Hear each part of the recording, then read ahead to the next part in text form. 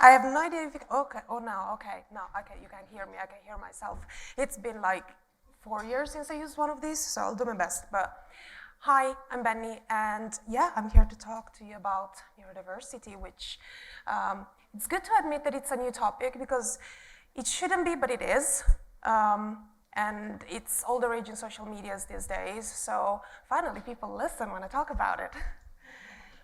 Cool, so what I'm gonna tell you today is a bit about neurodiversity, what it is, mainly about how everyone has strengths and weaknesses, although especially in the workplace, it's very difficult to get them recognized often. I will also tell you about how I strongly believe that designers can change the world. Because if you think about it, we are trained to set aside our own biases, our own judgments, to look at the perspective of our users. Otherwise, we're not very good designers. So if we can just harness that mindset, we are kind of the pioneer for real inclusivity, which ultimately benefits everyone. Also, I love this comic. It's great. Right. Like Rui was saying, this is Slido, so I'm gonna ask you all to please take out your phones, scan their QR code. What you will find is a Q&A format, so you can put in questions throughout the session, anything that you want me to repeat, anything that comes up. Don't be shy, because it can be anonymous, and I'm fairly tough cookie. At the end, I will answer as many as I can, starting from the one that has the most upvotes. So also go back in sometimes and upvote your favorite ones. Okay, seeing a few phones, okay, cool. Let's start. Hi, I'm Benny, as I was saying. I am Director of Product Design at Pearson. Before, I was Head of Design and Research at Zigo, so fairly big teams where I managed a lot of people, and it taught me a lot of neurodiversity that I didn't know before. I used to be a developer, I used to be a product designer, I was a product manager for a while, so we ADHD tend to be a bit all over the place. In real life, I am a bunny mom. I have a ton of hobbies. I have a ton of unfinished arts and craft projects around the house. Why complete a project when you could start a new and more interesting one? And I'm fairly proud to say I can complete a 1,000 pieces puzzle in 3 hours. Thank you. Thank you. I love this crowd. I'm loving these people. Okay. I am also autistic and have ADHD, which is something that I feel generally incredibly lucky for, because having my brain is a lot of fun. But of course, it wasn't always a lot of fun, because, it's more fun now where I can talk about it without being laughed out of the room. I'll tell you a little story. So, when I was 6, primary school, I went to school one day, and this girl that I'd never really spoken to invited me to her birthday, to which I said, no. Next thing I know, a teacher pulls me in a room, sits me down, and is like, why did you tell her no? She's crying now. And obviously I felt really bad, but I was also thinking, what? Why would I go to a stranger's house? To do a thing that I don't know with people I don't know. I don't even know where it is. I don't even know if my parents will let me. And also, why is she crying? She doesn't know me. Why is she sad about this? The whole thing was a little bit mental for me. Then I went home, and my mom explained to me that I was supposed to accept, I was supposed to go to the party, I was supposed to bring a gift and have fun. And that was kind of my first real foray into how there are these secret social rules around, and you're supposed to follow them. If you don't follow them, people might get hurt, and you're gonna get told off.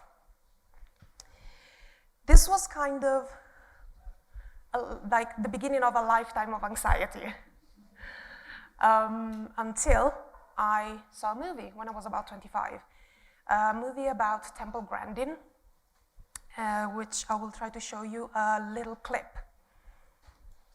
Okay. Can you bring everything you've seen to your mind? Sure. Even if it were an everyday object like, say, shoes? I see all the shoes I've worn and my mother's and other people I've met. And you have 3 pairs. One needs a new heel. One she's in newspaper ads and TV ads. And... Wow. Can't you? This Right, I love this scene. The film is from 2010, so the dramatic music, etc. It's kind of fun. But aside from that, this was a breakthrough moment for me personally because it was the first time I saw. First off, there's a possible reason why people don't understand when I talk, because I think like that, and apparently not everyone else does. Great. Second, this would mean that I am different, but so is 20% of the world population, so I'm not alone. I just didn't have the vocabulary to explain it. Then, what happens next? I went to my therapist and to my family, and I told them of this new cool thing that I found out about, also because I then suspected that probably half of my family was also autistic. They did not take that well. No, did not take it well. And also, yeah, the general reaction was kind of like, oh, but everyone feels a little bit like that sometimes, and yeah, don't be an idiot.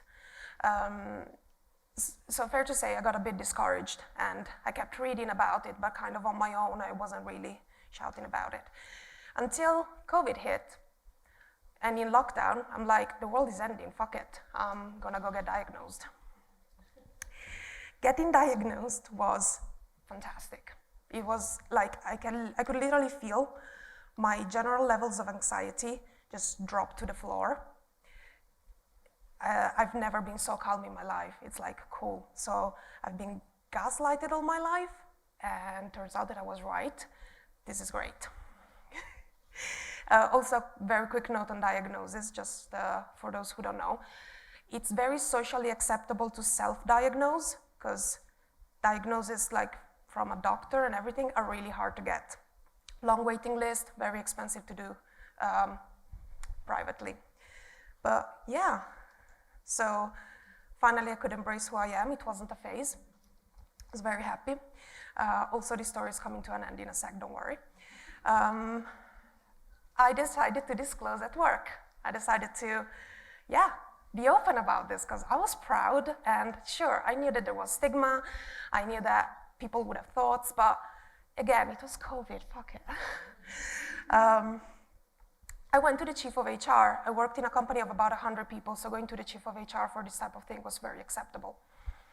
And also I thought, he's the chief of HR, so surely he's known, he'll know stuff. And he's a very inclusive guy, super open about LGBTQ+, so yeah, sounds like the right person to go speak to. And I did. And he was probably more uncomfortable than I was. He was being nice, but he also asked me, okay, but what does it mean in practice to be autistic? I'm like, I have no idea, I'm still figuring it out. And he was asking me, cool, what do you need from work? How do we support you? To which I was like, I don't know, because I've always kind of adapted.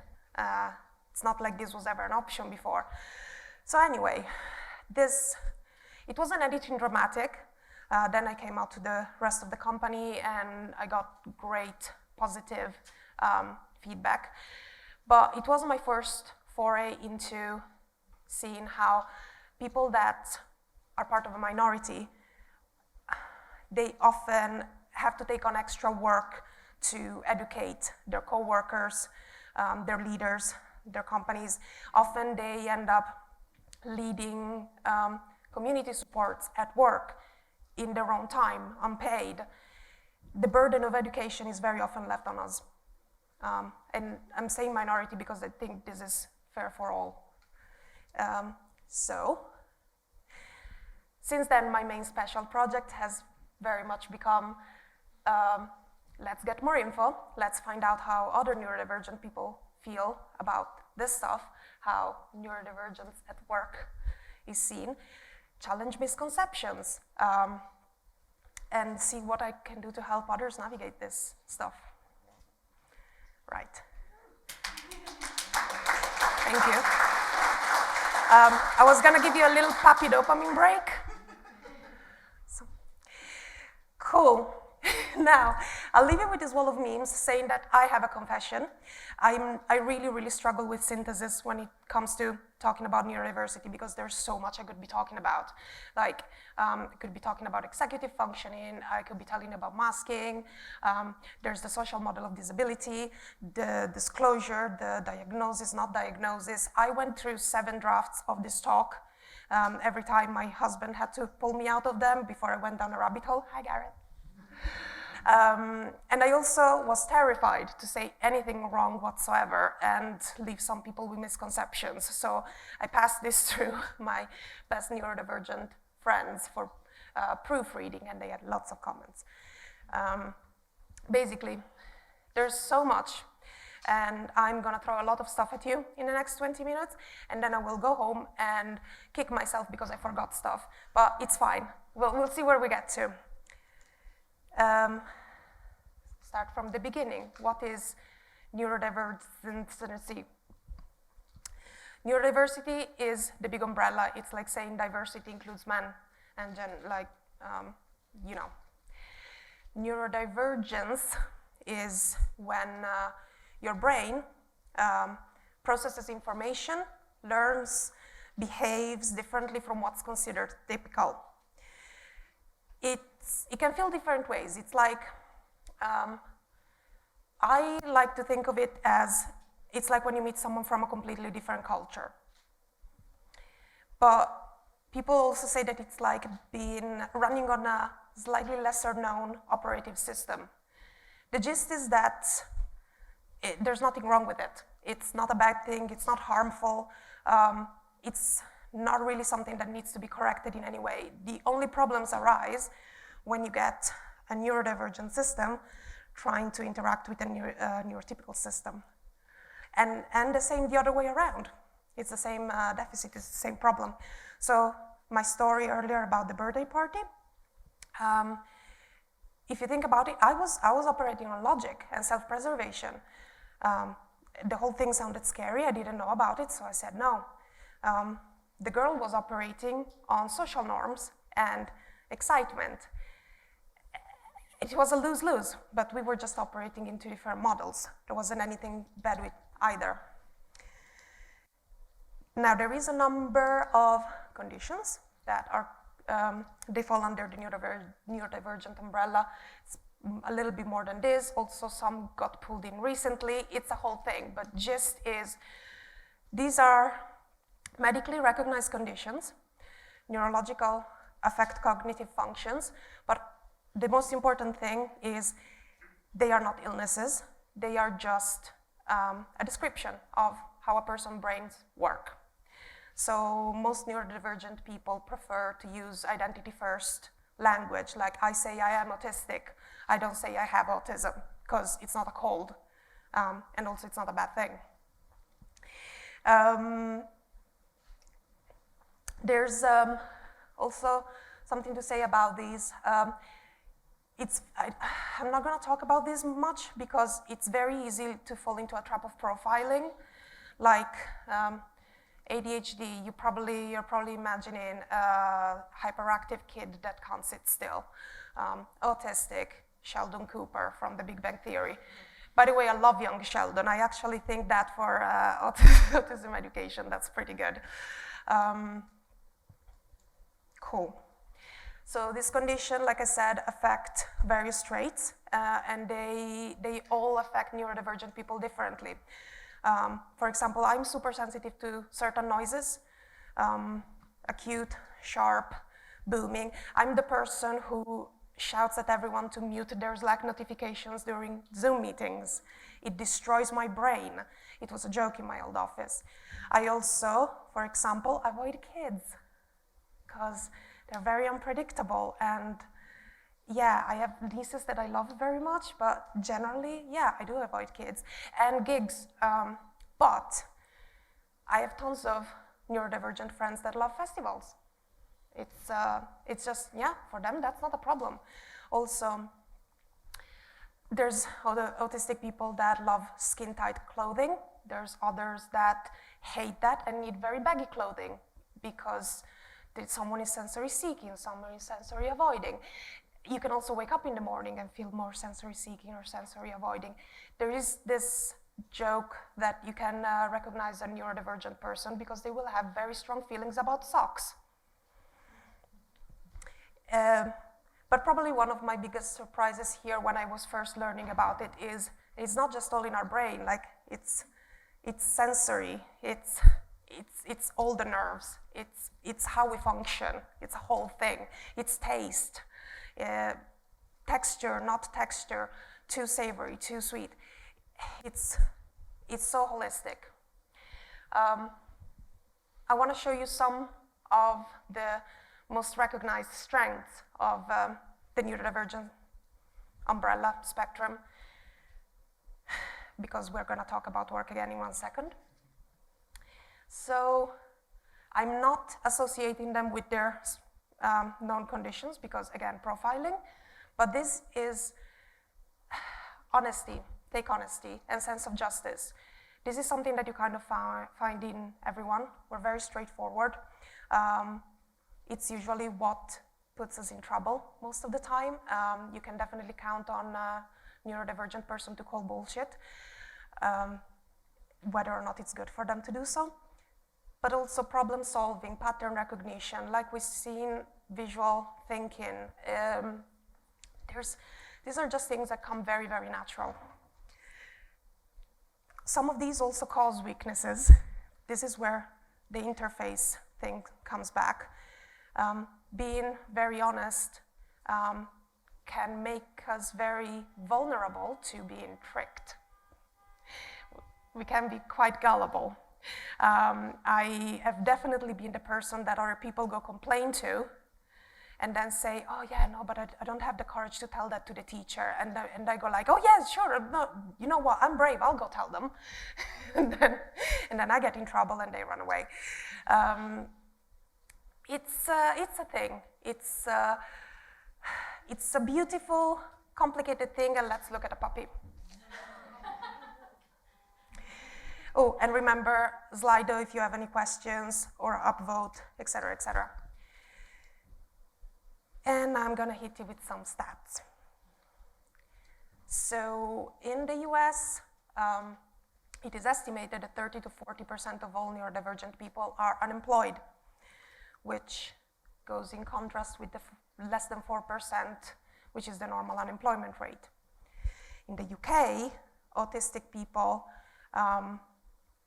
78% don't have a full-time job, which means that they might have a job freelancing, gigs, temp work, or they're unemployed. What I like about that stat is that it encompasses everything that is basically working in a company, the workplace. You may be surprised when you see those stats and you saw those strengths, or not. Maybe you know exactly what I'm on about. But there has been a lot of movement in the past several years. A lot of money has been put into recruitment for diversity, equity, and inclusion recruitment initiatives, and they're all good. They're all very good, very well intentioned. So what's the problem? Well, one is stigma. That's still a thing. Miseducation, like we were saying.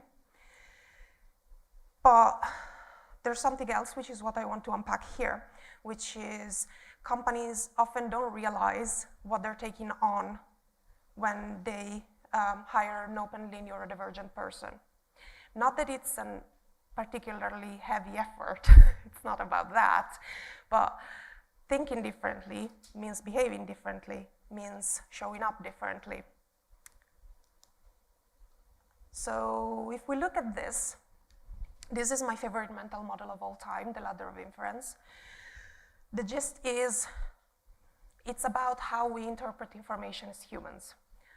This is kind of true for everyone. We observe something and immediately, even without realizing, we add meaning to that. We add meaning based on our knowledge, what we've been told, past experiences. Basically, we make mental associations. Based on those mental associations, we make assumptions and then we take actions. Now, why is this important? Because neurodiversity is invisible. So behaviors are often the main manifestation, and behaviors are one of the easiest things in the world to judge. What I'm showing you here is just a typical set of behaviors that get easily misconstrued. If you have a quick look, distracted, challenges authority, interrupts when others talk, this can look like a pretty challenging employee. Or at least we've been taught that this is a pretty challenging employee.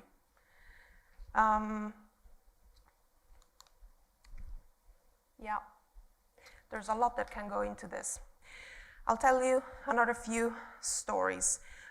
Once I didn't pass probation at a job years ago because my boss told me that my body language in meetings, plus the fact that I was quite opinionated, was confrontational and so not a good fit for his team. I still to this day don't know what he was on about because I got along great with everyone, but I'm sure that there was a problem. I have a friend who got in trouble with his boss because this one is funny. So the boss put a meeting on top of his other meetings in his calendar and he rejected it saying, sorry, first come, first served. Except obviously the boss took that as this person was being willfully disrespectful. Why wouldn't they think that? Another one is, I remember I had this manager who I thought we were getting along great, but then one day he kept me out of a meeting that I 100% should have been in. I was a bit confused, so in our next one-on-one, I very calmly asked him, I swear I was very calm, and he kind of exploded and he went, oh, Benny, you don't trust me. You question everything I say. So I was stressing him out.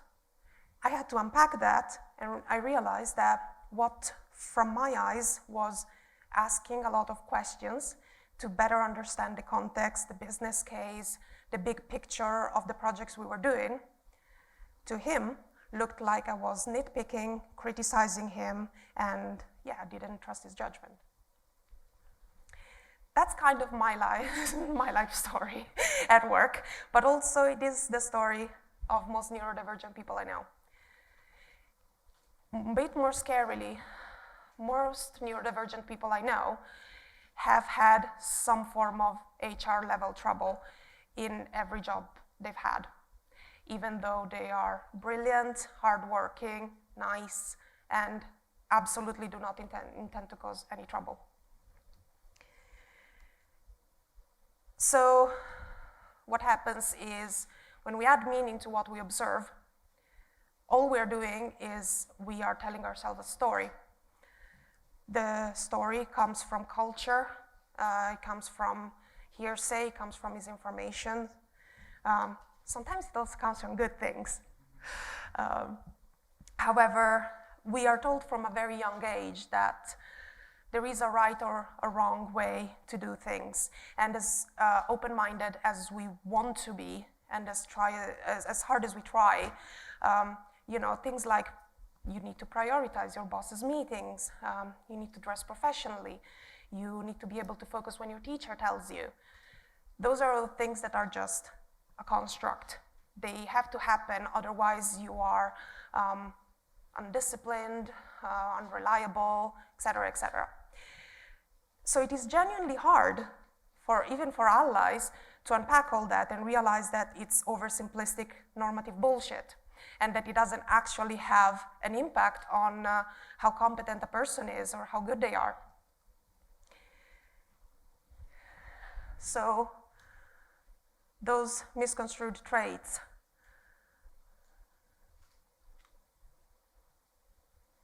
I mean, there's many ways to do things. There's there's also the opportunity of staying curious and asking and digging a little bit more. And there's also an opportunity to do things a bit better, because very often with clearer communication, clearer expectation, clearer directives, and a few questions here and there, most of this would be not a problem. Compulsive movements, yes, it's stimming. Does that mean that I am not a good designer? Does it mean that I can't explain my designs to a large audience? You know?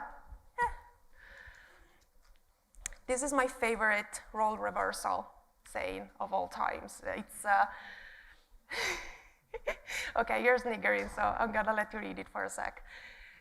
This strikes home quite a bit. And let's have a tiny baby bunny break. Sorry, you want the baby bunny a little bit more? Okay. Cool. Now, I took you through behaviors and perceptions. I'm gonna take you through a slightly different perspective, which is career ladders. Every medium to large size company has one of these, and on paper, they are fantastic. Thank you. On paper, they're fantastic. They give you a clear picture of what you need as an employee to succeed, what skills you need to have, what accomplishments you need to achieve. It should ensure fairness.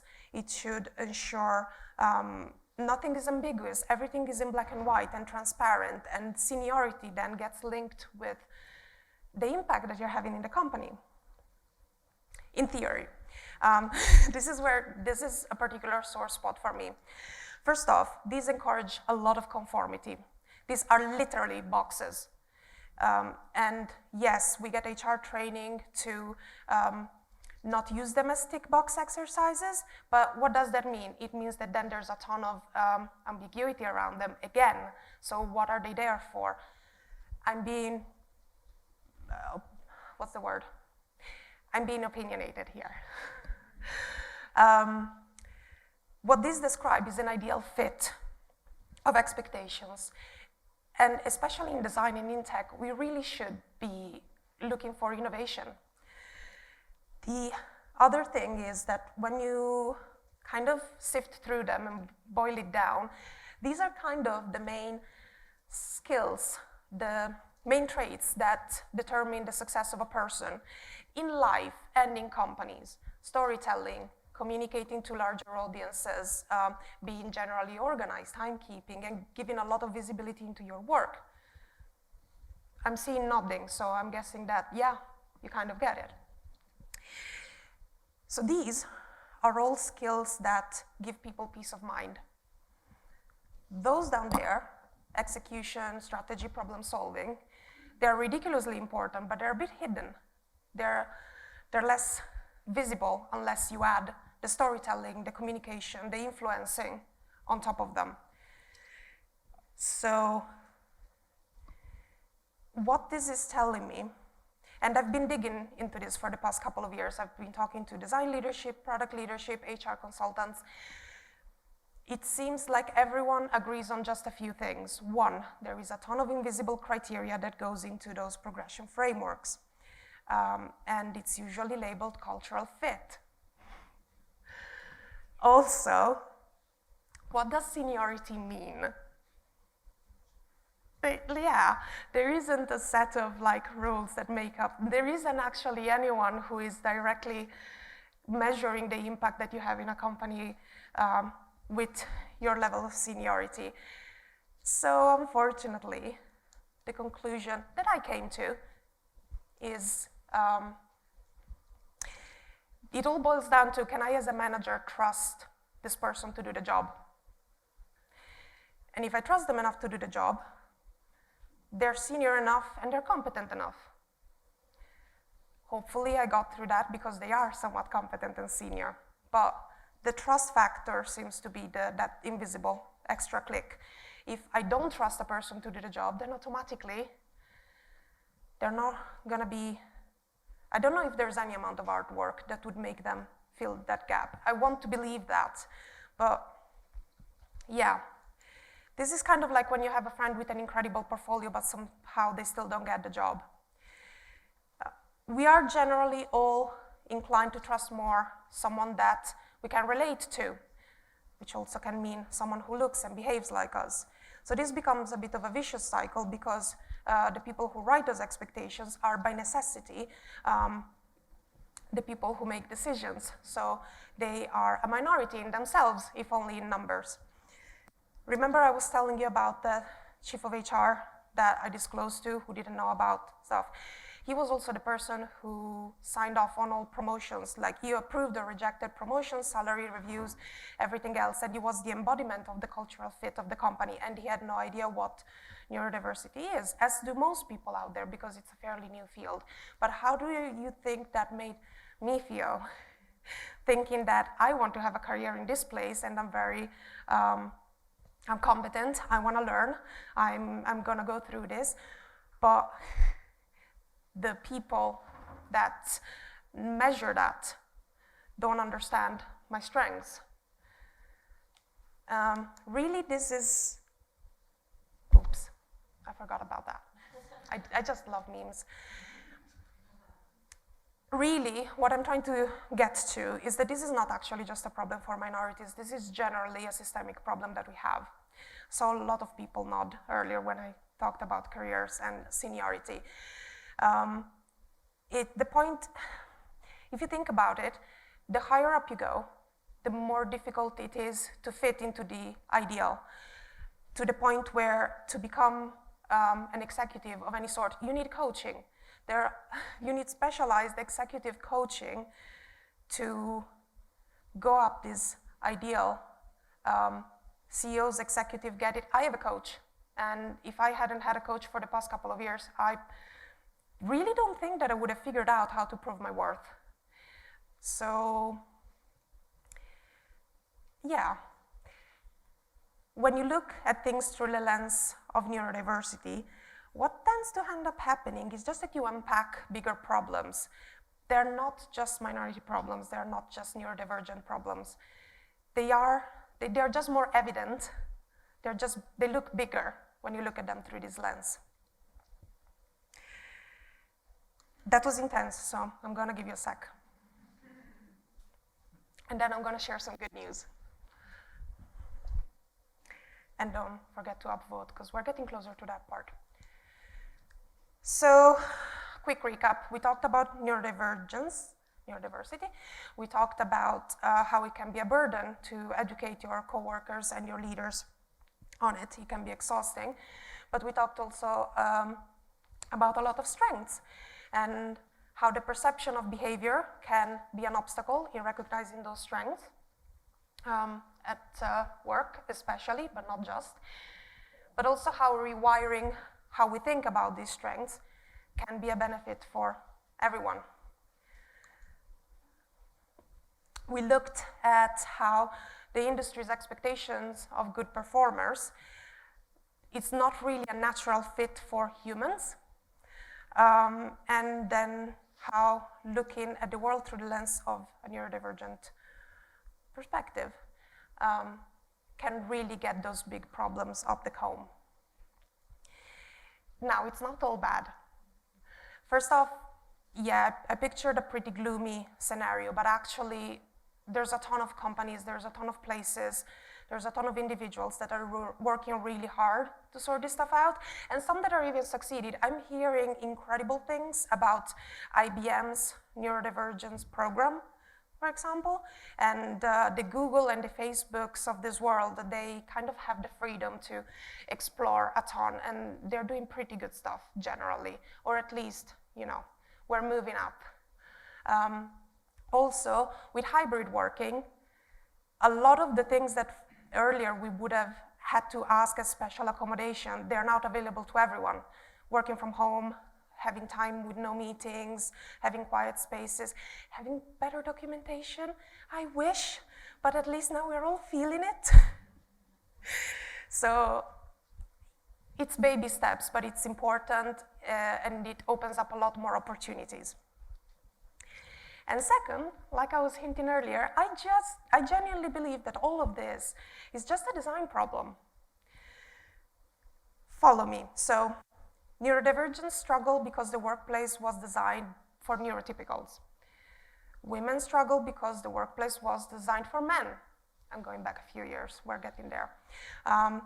Gen Z struggles because the world was put together by boomers. Boomers struggle because the millennials are changing all of it. Ultimately, it's just that we're not building with the right end user in mind. We're not doing enough research, and we're not iterating on our MVPs. We're just defending them to the death. So I'll leave you with some homework. First off, learning from the source. However much you think you know about neurodiversity, it might be a lot, but surely if you go on Reddit, on the autism subreddit, and you read some of the true stories, you'll find some pretty good stuff, and you'll get more into the mindset. Second, apply it to your design thinking, because honestly, it should just be another, it should just be part of your accessibility practice, ideally. And also, if you can design apps with ADHD in mind, you're gonna do the sleekest, more intuitive things out there. Third, be happy with what you design, because I'm sure it's awesome. And fourth, think bigger. Think about this for yourself, for the people around you, for your colleagues, for your leaders.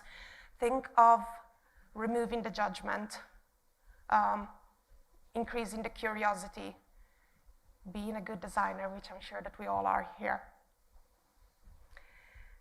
And then tell me about it, because I love to hear more stories, and like I said, I'm not nearly done looking into all of this, so thank you, thank you, thank you.